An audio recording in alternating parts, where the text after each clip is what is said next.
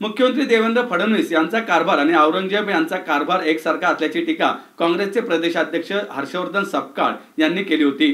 त्यांच्या या विधानानंतर राज्यात राजकारण जोरदार पेटलं आहे। सपकाळ यांच्यावर राष्ट्रद्रोहाचा गुन्हा दाखल करण्याची मागणी उपमुख्यमंत्री एकनाथ शिंदे यांनी केली आहे। या मागणीनंतर आता हर्षवर्धन सपकाळ कमालीचे आक्रमक झाले असून मी माझ्या विधानावर आजही ठाम असल्याचं त्यांनी ठासून सांगितलं आहे। मी एकनाथ शिंदे यांना सांगू इच्छितो, मी शेंगा खाल्लेल्या नाहीत, मी टरफलं उचलणार नाही असं सपकाळ म्हणाले आहेत। पुण्यात झालेल्या पत्रकार परिषदेत ते बोलत होते।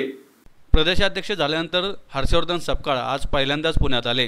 त्यांनी पत्रकारांशी संवाद साधला। यावेळी प्रदेश काँग्रेसचे उपाध्यक्ष मोहन जोशी, माजी मंत्री रमेश बागवे, पुणे शहर काँग्रेस अध्यक्ष अरविंद शिंदे, पुणे जिल्हा काँग्रेसचे अध्यक्ष माजी आमदार संजय जगताप, संजय बालगुडे, अनंत गाडगीळ, दीप्ती चौधरी आदी उपस्थित होते।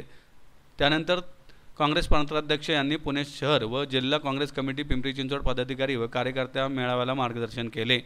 छत्रपती शिवाजी महाराजांबद्दल विकृत बोलणाऱ्यांवर पोलीस कारवाई करत नाही, तर दुसरीकडे औरंगजेबाच्या कबरीचा मुद्दा उकरून काढला जात आहे। कबर उकरून टाकण्याच्या धमक्या दिल्या जात आहेत। औरंगजेब जसा क्रूर होता तसेच इंग्रज सुद्धा क्रूर व जुलमी होते। त्यांनी जालियनवाला बाग हत्याकांड केले, भगतसिंग सारख्या अनेक क्रांतिकारकांना फाशी दिली।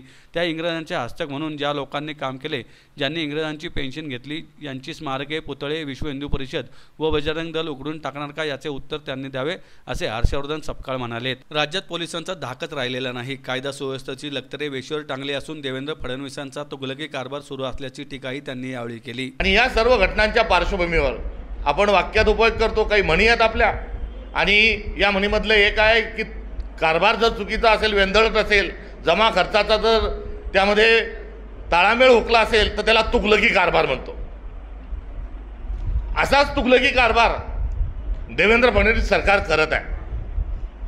मात्र या तुगलकी कारभारासोबत मी सदरचा आपल्याला पहिले सांगितलेला जो घटनाक्रम आहे, त्या घटनाक्रमातून क्रूर जे शासन आहे, ही क्रूर जी सरकारचा कार्यपद्धती आहे, ही डोळ्यासमोर आली।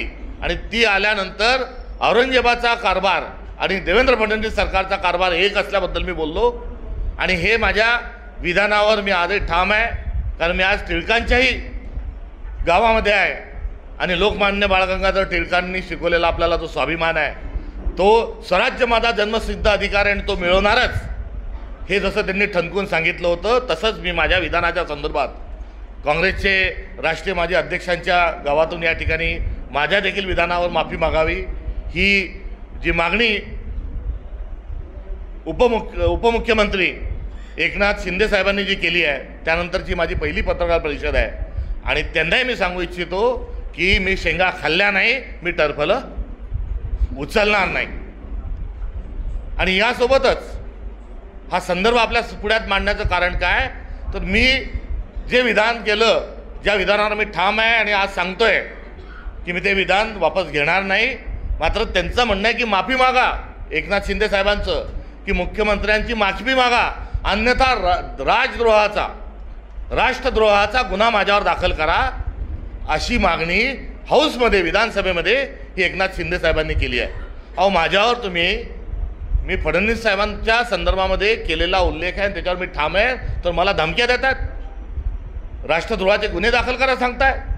दुसरे उपमुख्यमंत्री जे पुण्या जिल्ह्यातील आहेत, आपले पालकमंत्री पण आहेत, ते त्या ठिकाणी सभागृहात सांगतात की त्यांच्या वक्तव्याच्या अनुषंगानं चौकशी केल्या जाईल आणि कारवाई केल्या जाईल।